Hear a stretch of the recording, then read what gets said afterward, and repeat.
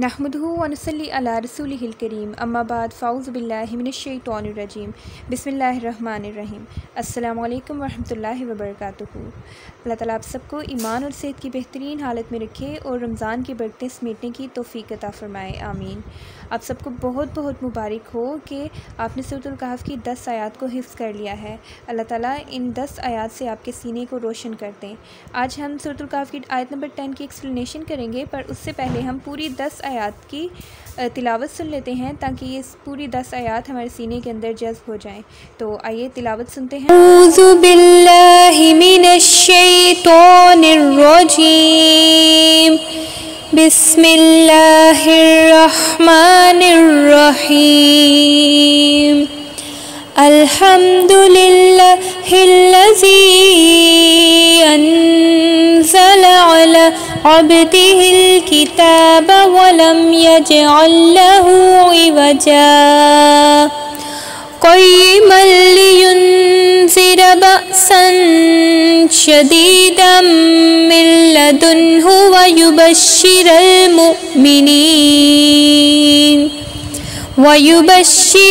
मुमिनीन अल्लज़ीना यअमलूनस्सॉलिहाति अन्न लहुम अजरन हसना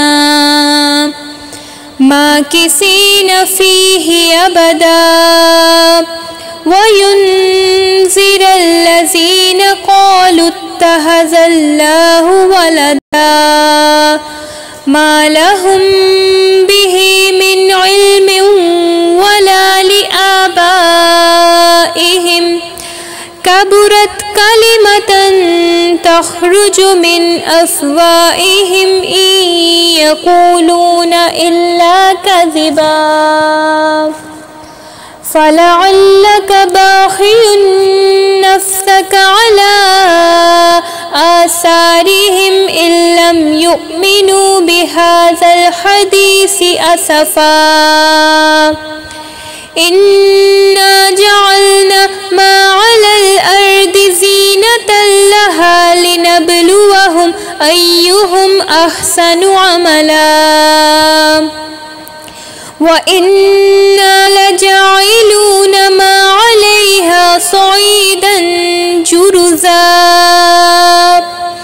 अम हसिबत अन्न अस्हाबल कहफ़ि वर्रक़ीम कानू मिन आयातिना अजबा इज़ अवल फ़ित्यतु इलल कहफ़ि फ़क़ालू रब्बना आतिना मिन लदुन्क रहमा रब्बना आतिना मिन लदुन्क रहमतन वहय्यि लना मिन अम्रिना रशदा। अवल फित्यातु जब पन्हा ली उन नौजवानों ने इलल कहफ़ी तरफगार के फ़क़ालू फिर वो कहने लगे रब्बना है हमारे रब आतीना अता कर हमें मिल्लदुनका अपने पास से रहमतन रहमत व हय्यि लना और मुहैया कर हमारे लिए मिन अमरिना हमारे काम में रशदा हदायत या रहनुमाई। इज़ अवी जब पन्हा ली, अवी कहते हैं किसी चीज़ के पीछे पनाह लेने को, ठीक है। जैसे कोई बच्चा छुप कर अपनी माँ के डर कर अपनी माँ के पीछे छुप जाए, ठीक है। और फित्यातु नौजवान, यहाँ पे देखें स्टार्ट में अलिफ लाम अल लगा कर उसको हास कर दिया गया है, अल फित्यातु यानी हास नौजवान। क्यों हास नौजवान? क्योंकि वो अल्लाह सुब्हानहू तआला की रहमत से हास थे, वो कोई आम नहीं थे, क्योंकि वो तौहीद पर कायम थे। और आजमाइशों के उस टाइम पीरियड में जब हर कोई गफलत में मुब्तला था, हर कोई अंधेरों में सोया हुआ था, तो ये लोग तौहीद की रोशनी में जाग रहे थे। और वो आम नौजवान ही थे, वो एलीट क्लास के लोग थे, उनके पास हर किस्म की आसाइश मौजूद थी, मगर उन्होंने किसी चीज़ के बारे में नहीं सोचा, बल्कि उन्होंने सिर्फ अल्लाह सुब्हानहू तआला और आखिरत में जो अजर हमेशा हमेशा मिलने वाला है उसके बारे में सोचा। और अगर यहाँ पे रुककर हम आज की नौजवान नस्ल की सोच के बारे में बात करें कि वो क्या सोचते हैं, किस अजर के बारे में सोचते हैं, तो वो क्या है, मन की मान, डू द ड्यू, खा ले पी ले जी ले और जवानी फिर नहीं आनी, लाइक इस तरह की जो बातें हैं। क्या किस चीज़ को अहमियत देती है हमारी नौजवान नस्ल आजकल की?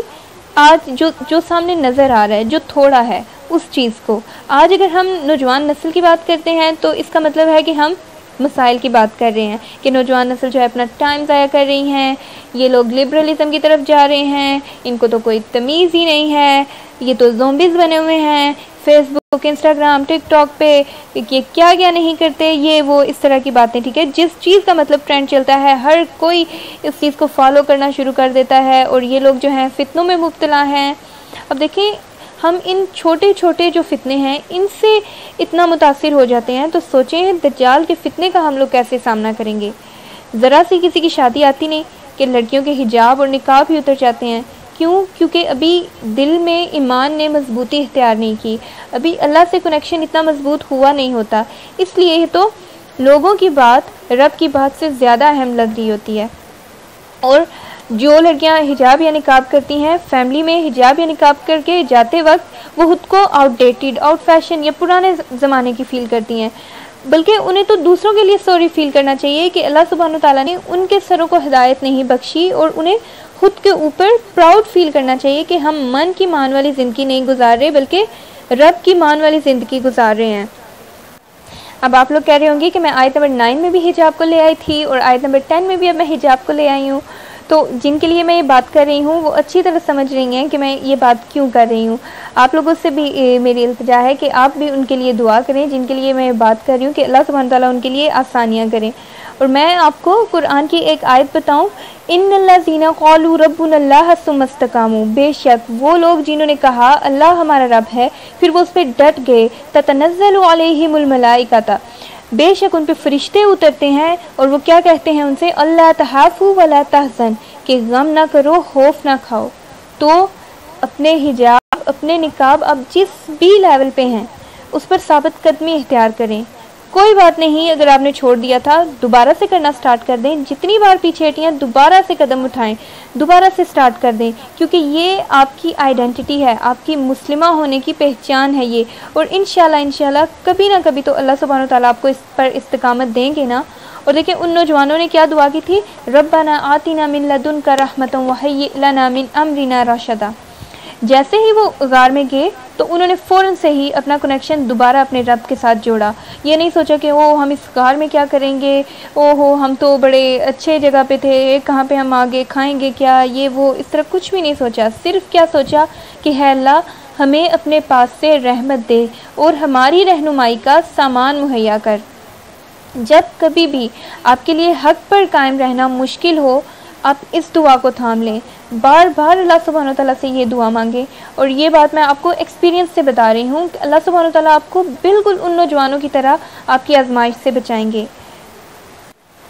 اور پھر اگر ہم ان کی سٹوری میں آگے جاتے ہیں تو دیکھیں اللہ سبحانہ تعالیٰ نے کیسے ان کی مدد میں ہر چیز کو لگا دیا، کہ جب سورج طلوع اور غروب ہوتا تھا تو ان کے غار سے تھوڑا بچ کر غروب ہوتا تھا، طلوع ہوتا تھا، اور پھر جب وہ لوگ جاگے اور کھانا لینے کے لیے وہ جاتے ہیں تو پھر سب لوگ ان کو بڑی حیرانگی سے دیکھتے ہیں، کیونکہ وہ جو لوگ تھے نا وہ 300 سال بعد جاگے تھے، اس طرح کا کوئی نمبر ہے، ٹھیک ہے، 300 اور کچھ سال بعد وہ جاگے تھے، اور وہ جو لوگ تھے نا جس ٹائم پیریڈ میں وہ جاگے تھے وہ لوگ ان کو جانتے تھے، یعنی ان لوگوں کے لیے بھی ان نوجوانوں کی کہانی ان میں بھی بڑی فیمس تھی کہ اس طرح کچھ نوجوان گئے تھے تو پھر ان کا کچھ پتہ نہیں چلا کہ وہ کہاں پہ گئے، تو اللہ سبحانہ تعالیٰ نے 300 سال بعد ان لوگوں کے لیے انہیں نشانی بنایا تاکہ وہ لوگ اس واقعے سے عبرت حاصل کریں، سبق حاصل کریں، اور وہ ان لوگوں کو پتہ چلے کہ جو لوگ حق پر قائم رہتے ہیں اللہ سبحانہ تعالیٰ کیسے ان کی مدد کرتے ہیں۔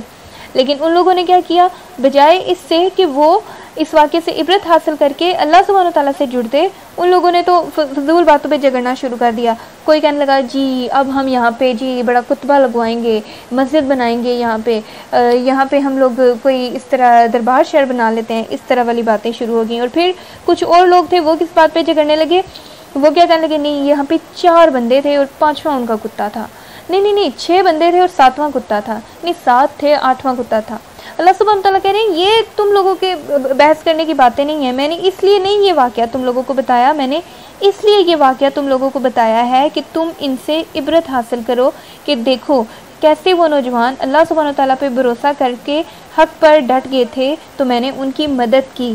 تو ہم نے بھی یہی کرنا ہے انشاءاللہ۔ ان لوگوں کے واقعے سے ہم نے سبق حاصل کرنا ہے اور اپنا کنیکشن جو ہے اللہ سبحانہ و تعالیٰ سے مضبوط کرنا ہے، اور حق پر قائم رہنے کے لیے زیادہ سے زیادہ ہم نے دعا کرنی ہے۔ ربنا آتنا من لدنک رحمۃ وہیئ لنا من امرنا رشدا۔ اللہ تعالیٰ سے دعا ہے کہ اللہ سبحانہ و تعالیٰ ہمیں حق پر قائم رکھیں، اور جیسے اصحاب الکہف کے دلوں میں ایمان کو مضبوط کیا، ویسے ہمارے دلوں میں اللہ سبحانہ و تعالیٰ ایمان کو مضبوط کریں اور ہمارے لیے بہت بہت آسانیاں کریں سب کے لیے، اور اس کتاب کا ہمیں سچا فہم نصیب عطا فرمائیں۔ اللہ سبحانہ و تعالیٰ سے دعا ہے کہ وہ ہمیں رسول اللہ صلی اللہ علیہ وسلم کی سنت پر چلنے کی توفیق عطا فرمائیں، اور ہمیں اپنے پیارے حبیب کی سچی اور ہمیشہ قائم رہنے والی محبت عطا فرمائیں، آمین۔ تو یہ تو تھی سورۃ الکہف کی 10 آیات۔ اللہ تعالیٰ ان کو آپ کے سینے میں پختہ کرے اور ان کو آپ کے سینے کے لیے روشن کر دیں، آمین۔ سبحانک اللہم و بحمدک نشہد ان لا الہ الا انت نستغفرک و نتوب الیک۔ السلام علیکم ورحمۃ اللہ وبرکاتہ۔